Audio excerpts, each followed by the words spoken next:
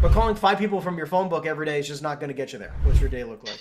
It's nowhere near where it should be. I'm bad, but I mean, I guess the best way to improve is by being recognized and I'm just being saying real with 30 yourself, minutes, right? an hour, nothing. Yeah, 30 to an hour, yeah, and that's maybe 2 to 3 times a week, and I struggle to do that because of all the other stuff I got going on. But Sure. yeah, so it's about 2 to 3 days a week. Year to date, where are you at?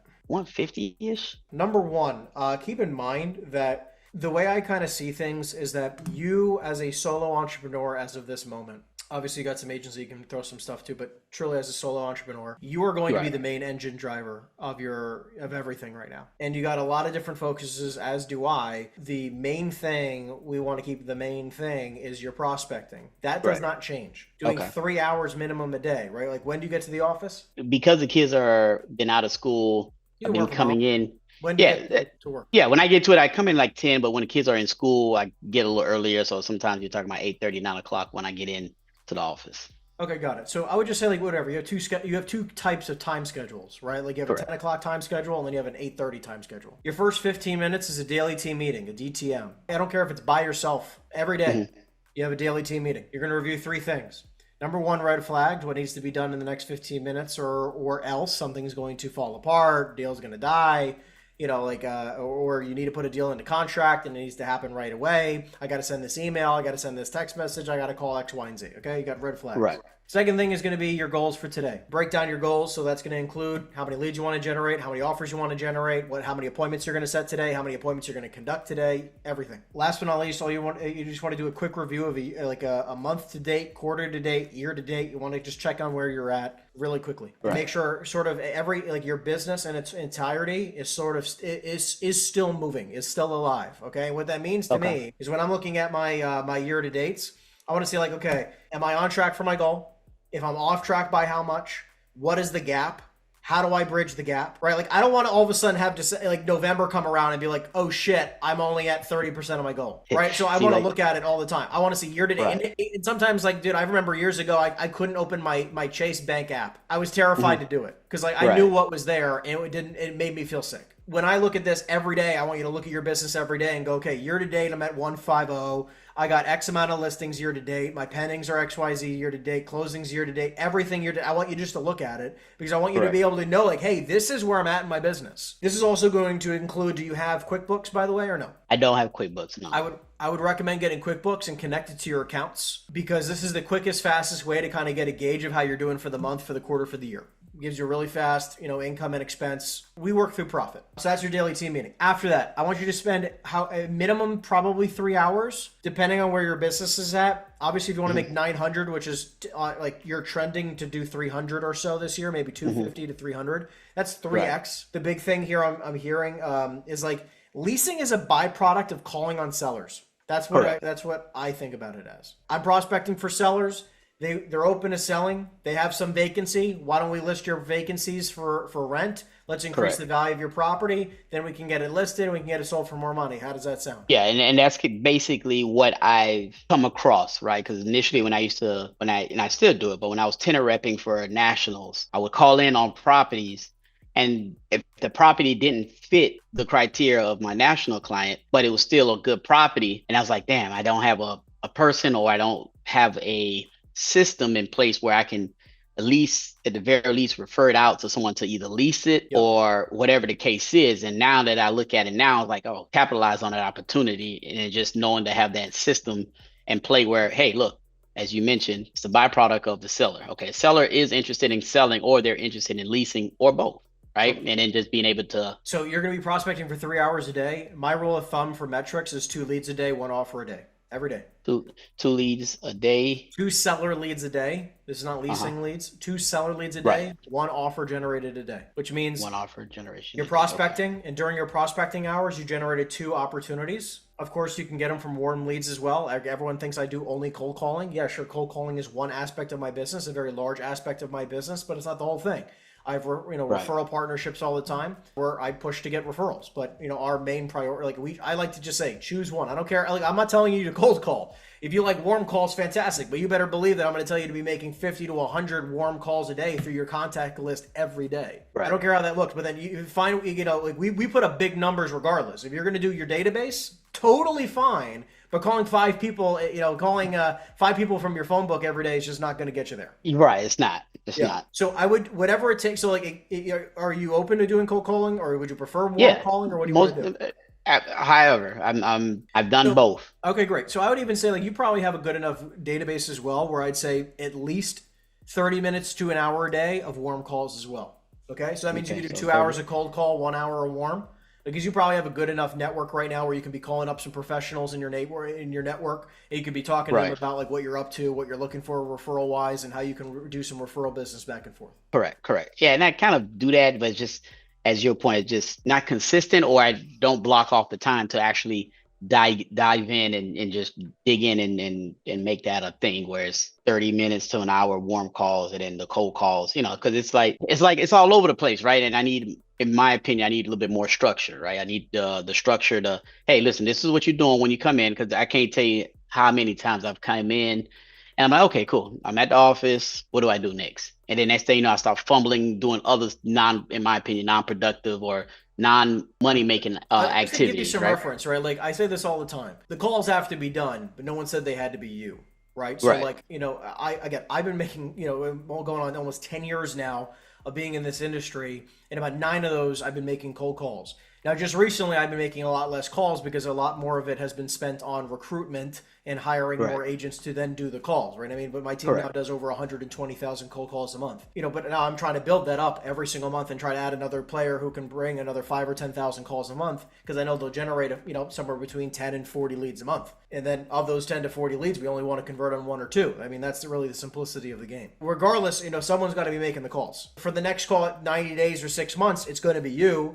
In the Correct. meantime, I wrote down the word recruiting because I think you're definitely a candidate where you're right on the cusp now, where you should be looking to start building a team or be a part of a larger organization that can start building a team with you. Last thing I want to touch on real quick for the schedule is the entirety of the rest of your day, which is going to be somewhere between 1 and 2 in the afternoon and on, is going to be all about generating offers. Where this is going to be calling up your best of the best buyers you have, your 1, 2, 3, 4, 5 best clients that you have that you've done some business with in the past, calling them up and getting them to make offers on the product that you just generated today. Every day, 1 offer a day. Correct. So this was just today. We did 38 offers today, written and Nice. submitted. I know I'm not going to get 38 accepted. Correct. But I know the only way to get more accepted, because again, like, I'm trying to build an organization that does 10 million a month in commissions. I'm nowhere near that yet. Right, I'm just trying to get to 10 million a year first, right? But like, I Right. know that in order to get there, we need to be putting out a lot of numbers. So in order, I would even try to say like 1 offer a day, right? If you're putting out 20 offers a month, Monday through Friday, right? Call it 20 days a month, Right. Monday through Friday business days, right? That's 20 offers you should be submitting per month. You should be at least trying to get 1 or 2 or 3 or 4 of those accepted, which is going to try to get you one step closer to that 900. Right, so I see this as that in a matter of 12 months from today, you should have between 1 and 3 agents on your team that are doing the prospecting with you, not for you. Okay, Right. I With never me, say, correct. like, again, even to this day, I'm still prospecting. And I probably will stop doing that in the next 24 months. That's probably about the trend that I'm looking at, where like it doesn't pay to be on the phone personally. For you, again, by the end, I'd say in the next 6 months, I try to have 1 to 2, and in the next 12 months, we'll try to be between 2 and 3. But within the next year, to try to be there, where they're also prospecting 2, 3, 4, 500 calls a day. Okay. Each, they're like junior agents on your team. You can do a 25% split, 50% split on your team. But this way, they're prospecting with you. You're doing the deals together. But this is going to help you try to get to that 900, because 900 is going to be something like, especially, don't get me wrong, you could do 3 deals and make 900 grand. Right. The size of the deal. But more likely than not, that's going to take at least 1 or 2 other good junior agents who are going to be bringing some deals to the table as well. Correct. And then for the investment side, because they're going to have the same schedule as you, by the way. Same Right. exact schedule. 4 hours of prospecting, 4 hours of offer gen. 4 hours of prospecting, 4 hours of offer gen. It's the same thing. Right. Because we only have 2 jobs and that's it. Everything Yes. else is kind of just the BS way of, kind of feeling busy. The only other big thing I would recommend besides the agents is keeping in mind that do not overcomplicate the simplicity of this business. You Which I prospect. have a tendency to do. Well, look, I want to own real estate too. Like I hear you say investment Right. business, but keep in mind Right.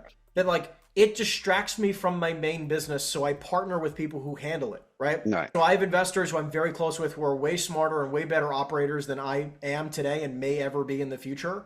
That's their job. They operate deals. Right.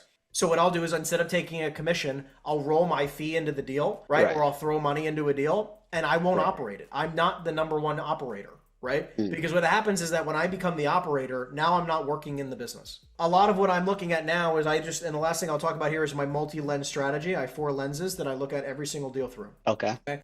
I generate a seller lead. I first look at it from the investor lens of saying, "Hey, can I buy this? Does it make sense for me to buy this? At like, and where, at what price is that range at? Where I'm going to buy this deal and it's a freaking home run. It's a 10 out of 10 great deal. And if I go to it and say like, it's not that good. Unless I can get it here, it doesn't make sense for that bucket. Okay, so I'll move to my next lens, which is wholesaling. What is my number in order to get this to be a great wholesale deal? Which to me is basically I'm going to make 10+%. There's 10+% in spread between what I can get it for and what a buyer will pay. That's that lens. And if I start noticing that there's really not enough spread where maybe I can make 4, 5, or 6% or so, somewhere in that range, then I'm probably just going to take it to the next lens, which is just off-market brokering, where I'm just going to lock that. I'm going to try to get the seller to lock into kind of at a price range, which I know I can execute on. And then I'll bring it to a bunch of buyers at a 5 or a 6 or a 7% increase above that price and round it off where it doesn't look too weird. Like I'm not going to just bring somebody a deal with, oh, it's 3.875, or just some random ass number. But I'll off-market broker it, and then the last option I have is I list it for sale in that order. And that's how we look at every single lead, right? So just today alone, my team generated 68 leads. Okay. Generated 68 leads.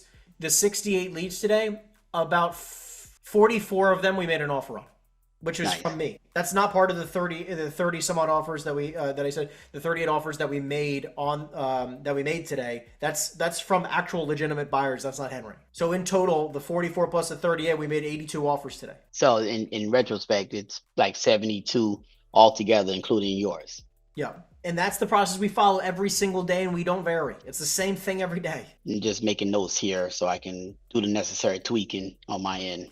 What questions can I answer for you real quick? I only got about 60 more, maybe like 2 minutes here because I got it right after you. Cool. Yeah. So I just wanted to make sure that obviously the prospecting, the DTM, 15 minutes to myself, the goal for today, the quick review where I'm at financially and where I'm at goal wise as far as that.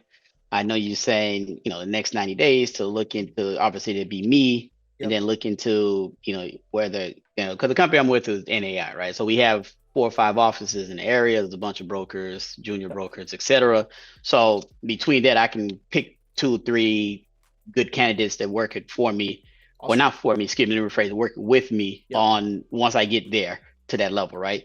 Perfect. And then I know you're saying, 30 to an hour on the warm leads, 2 hours of cold prospecting, and then offer gen, right? So 4 and 4, basically, more or less on so that which would require the underwriting, et cetera, and then offering, talking to buyers, potential buyers, et cetera, to put offers in, or just know what they are and just kind of put an offer in to see how serious the seller would be. Correct. And then that's around the afternoon hours. I got a note for me to be working on strengthening my buyers list, which I have a good buyers list, if you will, but I need to kind of revamp, talk to them, make sure that one, they're still looking to, or if their change haven't played. And I noticed, like have you said in the past, where when you're talking, you can kind of, hey, listen, I can, or if you're not looking to sell, would you be interested in a property similar to this where you're able to flip it? So yeah, I got that down. And then the 4 lens, which is very helpful, which is investing, wholesaling, off market, or even listing it when it comes down to it on the sales side. So focus on more of the sellers, and then the leasing side is the byproduct. Correct. And the investment is a byproduct as well. You're right. It comes from generating that seller lead.